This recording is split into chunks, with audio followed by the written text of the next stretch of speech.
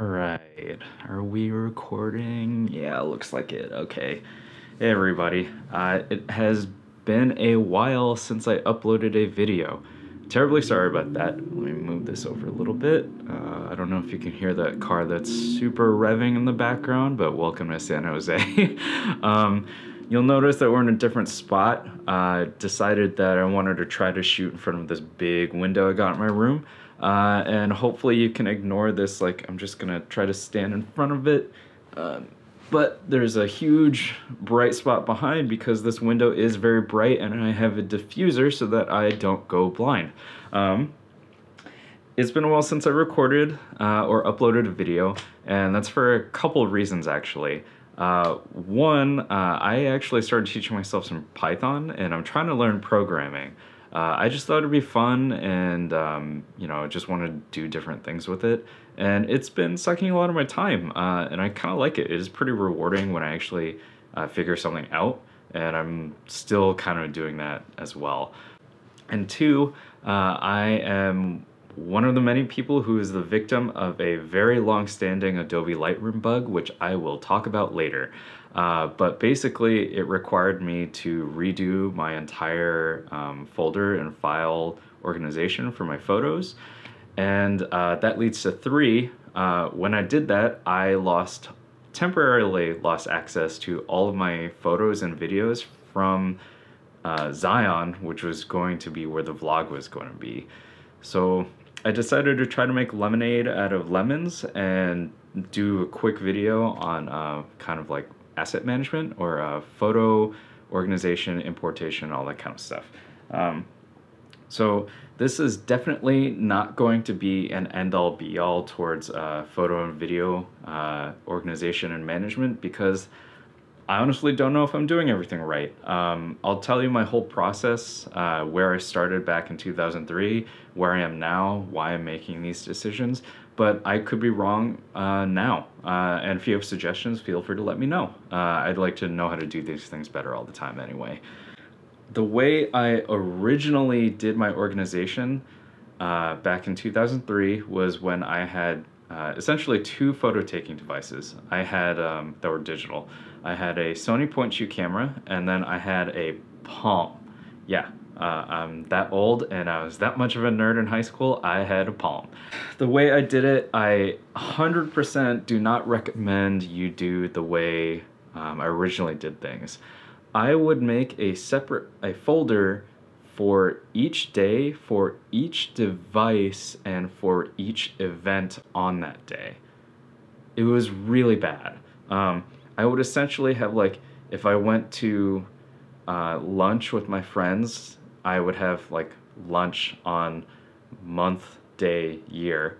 And then if I was studying and used my Palm to take pictures of my friends, I would also have like Palm, or it was a month, day, year Palm, right? So even if they were the same day, I had two folders for one day at least. And then individual files, I would rename them so it'd be XYZ event and then 1 or 2, etc. And then also, if it were pictures of people, it'd be like the person's name and then the number. All of that was bad. 100%, if you're doing it this way, stop doing it this way. It was bad for a couple of reasons. One, it would take me forever to rename all the individual files because I wouldn't know, I would obviously know who my friends were, but if it was at an event with my friends, do I name them for each friend? Do I name them for the event itself? It just got really tedious. And two, you'll notice I said a folder for each device for each event for each day, right? I would accidentally make multiple folders for the same day just because I had, things going on. The worst, I didn't notice then until until I re-imported them into my more modern workflow. And I noticed I had like one day where I went to lunch with one group of friends. I went to another group of friends, like a social event that night or dinner or something like that. And then there was a student party that I went to. So there's one day where I had 3 different folders for just one day.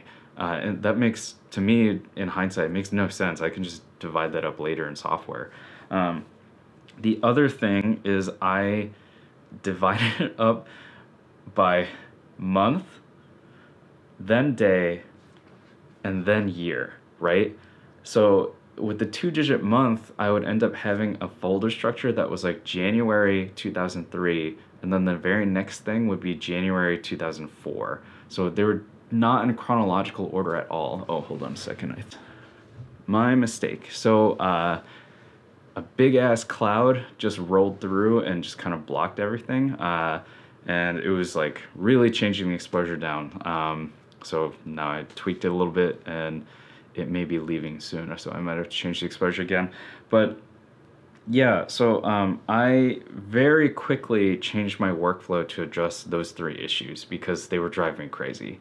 I changed it to have the 4-digit year followed by the month and then the 2-digit day. And that kind of made a lot more sense chronologically and kept things in order. I also completely stopped changing the file name because that was just annoying. And even back then when I used Picasa, I could just rename it when I like tweaked everything and exported it. The thing is, I started liking photography a lot and I knew I wanted to get a real camera. And with the real camera, I knew I wanted to shoot RAW, so I knew the software would have to be able to handle that, right? So around the same time, I upgraded to a Canon 20D and I started using the software called RAW Shooter from Pixmantech. I kept the same folder structure, including after Pixmantech got purchased by Adobe and I had to switch over to Lightroom. So essentially what I did was I isolated the devices. So my phone and device pictures, so I still had a Palm, I had like a candy bar phone. If I had any pictures from either of those, I'd keep them in a folder called like phone photos, and then divide them up by day. Because for some reason, I guess I thought I didn't want to keep those like quick snapshots with the same, organization as my like masterpiece camera photos. So I just kept them isolated for really no reason. I don't know why I did that in hindsight. The thing is, I kept that same like device separation when I started getting videos. So in 2008, like late 2008, I got a Canon 5D Mark II, and what I did, instead of keeping videos with the photos from together, I had like, here's my master folder that has everything, right? Like right up here. That would be like all photos, like all files, right? I would divide that up so it'd be camera photos and then phone photos, and now I had a separate one that was videos. And then in those things, I would have the date folders as well. I thought that was fine because to me, a video, that device is different from getting photos. And I kept that very stubbornly even when I got a GoPro. And the thing with the GoPro is you shouldn't separate those at all because it's the same thing, right? However, the justification in my stubborn mind was that you don't really record a lot of videos at this time, so like why would you reorganize your whole folder hierarchy just to make things a little bit easier in software? Hold on, a big cloud again just came in. Actually, it's still exposed, okay. So yeah, Aaron, you don't really record a lot of videos, so why would you redo your whole hierarchy just to make things a little bit nicer in software? So I pretty stubbornly kept that up for a while. The thing is, when I started to try to do like more lifestyle, I guess, like here's my life and what we did, especially senior year and when I was trying to help out with our yearbook and do slideshows and that kind of stuff, or on family vacations, those split folders were photos, phones, and then videos. That made things really hard to work on because I wouldn't know where the separate things were, and sometimes there's pictures from your phone that were really good and you wanted to include in a photo book, right? Or there were videos that you wanted to have that video in and then interject with like a photo, which is kind of like what I'm doing now. So in around 2013, I scrapped all that. I redid my entire organization so that I kept everything all together. So instead of like the master folder and then the, you know, cameras, phones, and video, it's just now it's all in one thing. And what I do is for each day, I actually have a separate folder for each device. And I'll talk more about that in a second. So with that template folder where I have like, this is the day, and then one folder for each device, this is actually where the Lightroom bug starts rearing its really, really ugly head. Lightroom has this long-standing bug where it can't actually show more than 1,600 rows in the browser. Now, even if you have just one device, right? If you're taking pictures every single day, you will hit that 1,600 row limit in right around 4¼ years. So for most users, that may actually take a while. The thing is, I think if you're a photographer, it's not that uncommon to have more than one device now. Phones are taking such good pictures now that you may want to include those files alongside your camera, like your actual camera photos and videos. So if you have it like I do, where it's day, and then say camera 1 and camera 2, and then phone, or even just camera 1 and phone, each of those device subfolders is a row. So if you have 3 devices in one day, that's 4 rows. So all of a sudden you can hit that 1,600 row limit in like a year, right? So that is definitely a problem. That's easy for someone to hit a year of just taking pictures, especially every day with your phone, right? Now for me personally, 1,600 rows, I went past that like a long time ago. Right now, I'm going through my whole catalog. It's like almost 200,000 photos, and I'm trying to find photos that I can put in my portfolio. And the way I'm doing it is I'll go back and I'll look at these photos. I'll think if I want, say, like a detail shot of leaves, what I'll do is, I don't know if I have a similar shot already. When I was in Massachusetts, I took a lot of pictures of leaves. I'll go back into my collections and say like, okay, do I have any right now?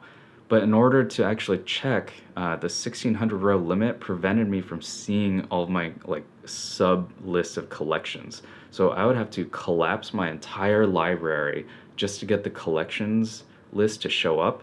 And then I'd open the collections, browse around in there, then have to go back up, re-expand the library list, and then check everything again.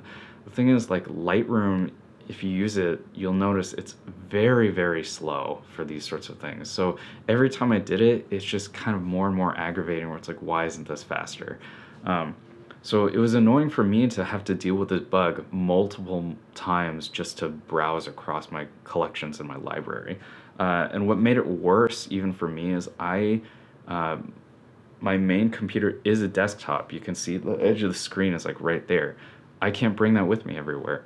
There are days where if I'm out and about, I have my Surface with me, I'll remotely access my desktop and try to edit photos and stuff if I'm taking a break from either programming or just hanging out and I just want to do it, or waiting for something to happen, trying to kill time with traffic, that kind of stuff. Like, I'll pretty commonly remote in my desktop and work on pictures. The 1,600 row limit is even worse if you're using remote desktop, because it will make the scroll bar super tiny as if you can access everything, but when you're actually trying to browse through the scroll bar, it doesn't show everything. Basically, how I'd explain it is, if you say each title of a folder takes 4 fingers width of height, right? If you scrolled all the way down, the scroll bar would stop, but you would only see, I'm trying to see, it would basically show half of the title, and then not let you see anything below that. So for me, it would show pictures from, like, I could see pictures from 2006, and then somewhere around in 2012, I would see like a cutoff title, and then I wouldn't be able to go down any further. And I was like, all right, I still got like 7 years of pictures I can still technically scroll through. So I'd have to do this like stupid trick over and over again to try to get it to display, or I just wouldn't be able to work on it remotely, and it was kind of annoying.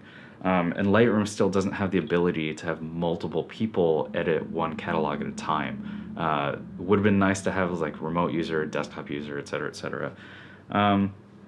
But this bug, this 1600 row bug, is actually really famous. If you Google it, you'll find a lot of threads in different forums explaining or asking like, hey, what's going on with this?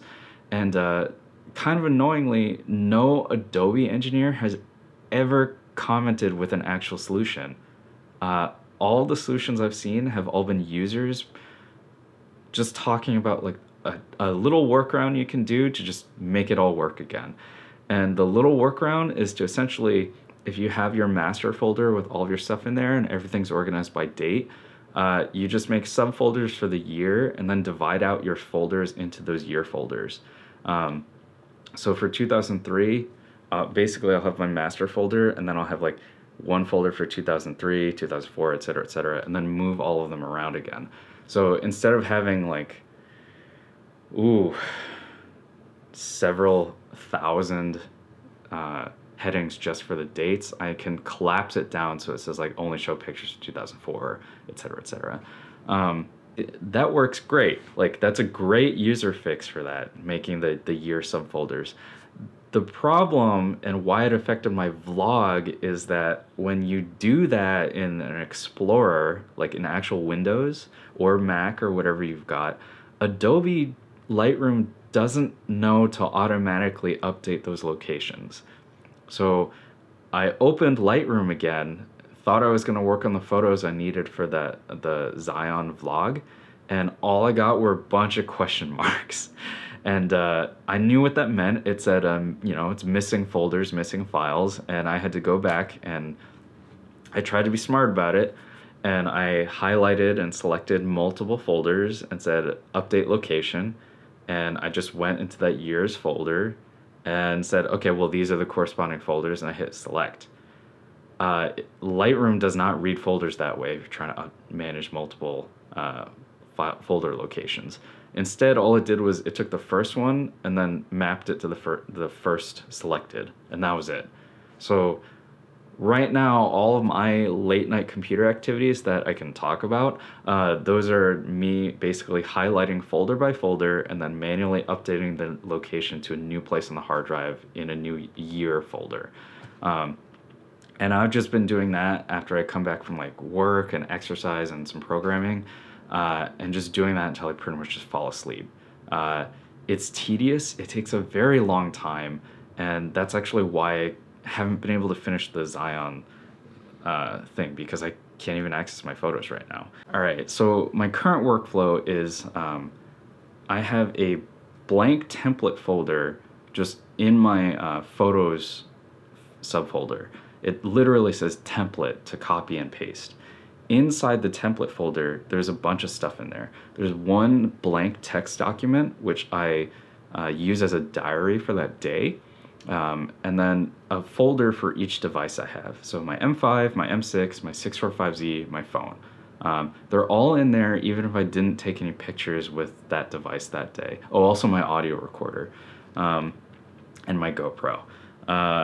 Now, what I'll do is I will take my SD cards, plug them into my computer, move all the files from the SD card onto a staging location on the hard drive, and then explore the staging location to see how many dates are involved, and then use that template folder to make a folder for each date. Once I've got all the date folders set up, I just move the pictures from the staging area into their corresponding device and date folders. Then I update the little diary explaining what I did, and then I will import all of that into Lightroom as copy as DNG onto a separate hard drive. So now I have like 2 copies each on 2 different drives. And then I back that all up externally. Now, that's the way I'm doing it now. I don't know if it's really the best way to do it. It's definitely not the fastest.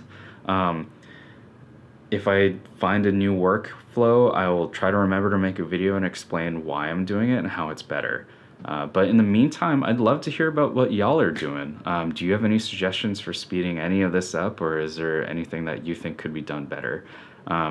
So yeah, let me know in the comments below if you do have suggestions, or if you do have fixes for any of these bugs.